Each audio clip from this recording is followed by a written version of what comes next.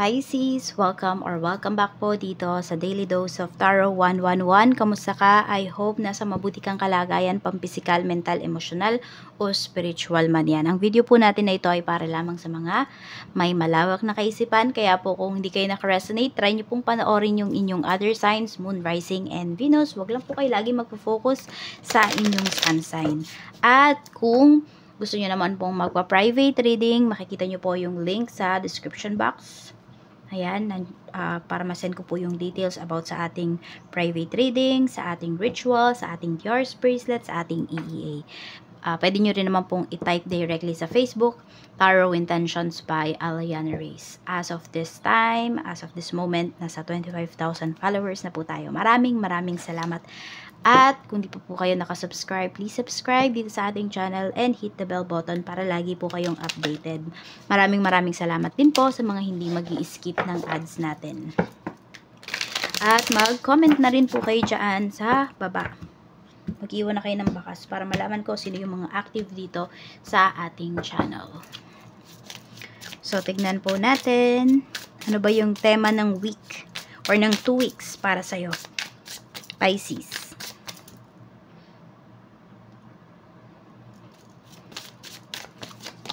We have push and pull. So, pwedeng may mga desisyon ka rito na kahit pinag-isipan mo ng mabuti, hindi ka pa rin sigurado.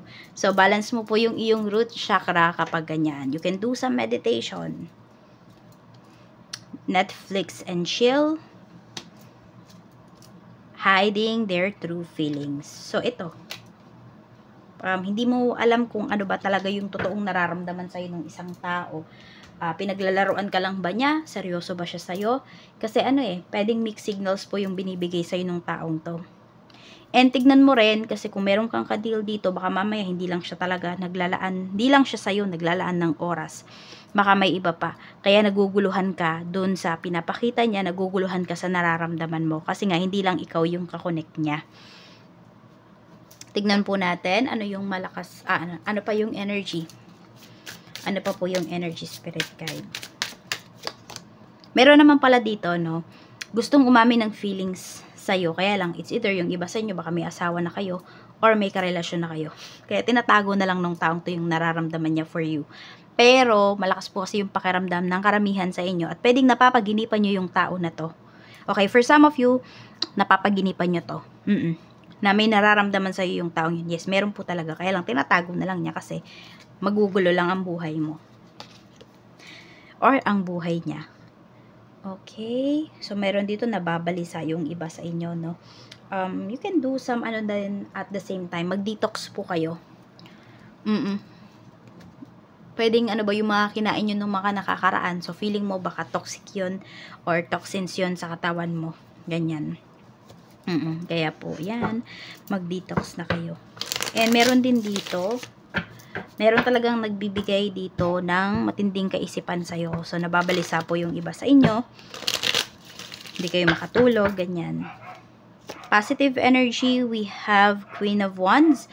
Yung mga minamanifest nyo po rito, magiging reality na siya. Okay? Kaya lang, kailangan nyo daw dito is peace of mind. So, dapat, pag nagmamanifest talaga kayo, hindi nyo kasi talaga yan iniisip lagi. So, relax nyo po yung inyong energy. Relax nyo muna. Yan, kung magmamanifest po kayo any day, relax your energy.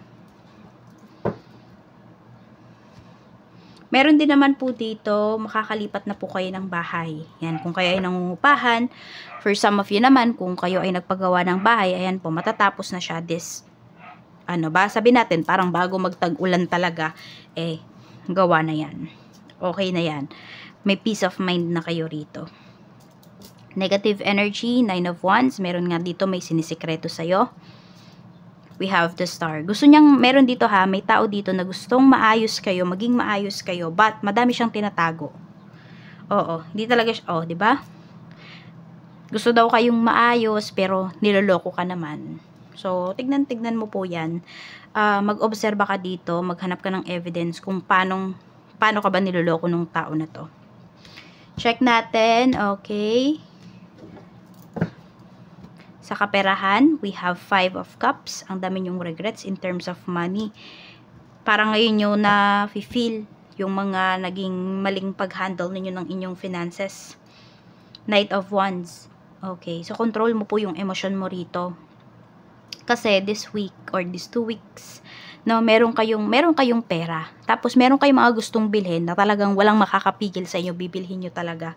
Tapos pwedeng late second week, no, is ma-realize niyo na mali pala. Sana hindi ko na lang ginastos. Sana hindi ko na lang binili yung bagay na to. So, baka may pagsisihan pa kayo dito. Ayan, no, Knight of Pentacles. So, meron din pinapakita po dito dahil nga meron problem yung iba sa inyo in terms of money or magkakaroon kayo ng problema. Naghahanap po kayo dito ng pagkakakitaan or dagdag source of income. Meron naman po kayong mahahanap.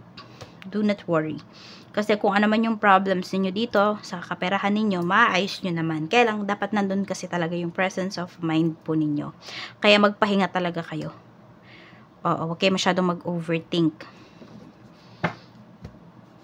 Pagdating sa trabaho, 2 of Wands.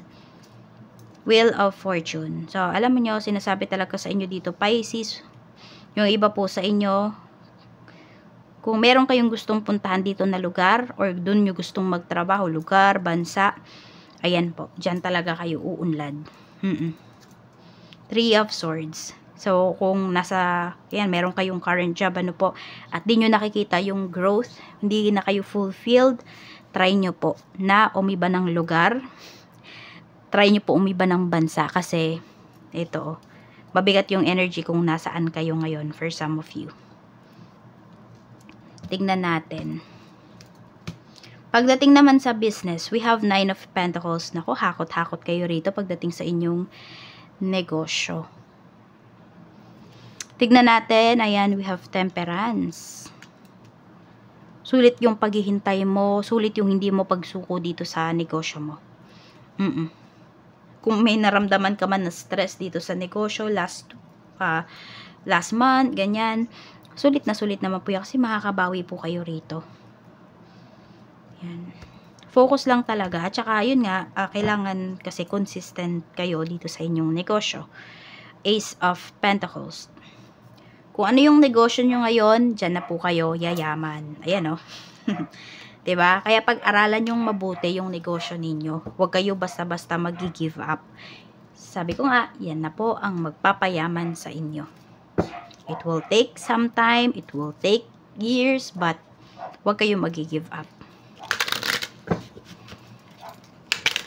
Tignan natin, Pisces, ano yung blessings na paparating para sa'yo. Blessings na paparating, we have departed loved ones. Okay, so guided ka po ng mga, ng mga namayapa mong kamag-anak. Some of you, pwede po ng mga ancestors mo to, binabantayan ka pa rin nila hanggang ngayon. So, pagkasilang mo, yan, guides mo na sila hanggang ngayon. So, we have bridge. Meron din dito, kung meron kayong hindi kasundo na kamag-anak, ayan po, pwedeng mapaginipan ninyo yung namaalam ninyo nga na mahal sa buhay. Tapos, ayan. Di ko alam kung kayo yung magpapakumbaba or meron dito magpapakumbaba para magkaayos po kayo. Alam mo bakit? Mas gagaan po yung life mo. Mawawala yung mga blockages sa life mo. Kapag meron ka ditong yes, meron ka bang kamag-anak na hindi kasundo? Yun po, mas magiging magaan. Sabihin na natin, kung magaan na yung life mo ngayon, Pisces, mas magiging magaan pa siya pag nagkaayos kayo nito. Sige, tignan natin. Kung may makikipag-ayos sa'yo dito, sincere ba naman yung tao na yun? The Hierophant. Yes po, sincere. Kasi, diba, kung ikaw, nakita mo yung, yan, yung mahal mo sa buhay na namaalam na, ganon din siya. Nagpakita rin sa kanya sa panaginip man or baka may third eye yung tao na to, nagpakita din talaga sa kanya. So, yes po, sincere. Sincere naman yung tao na hihingi sa'yo ng sorry. Kaya, hindi lang siya after sa benefits na makukuha niya from you. Meron pong sinseridad sa taong ito. So, yan lang po. Maraming salamat and see you again on my next video.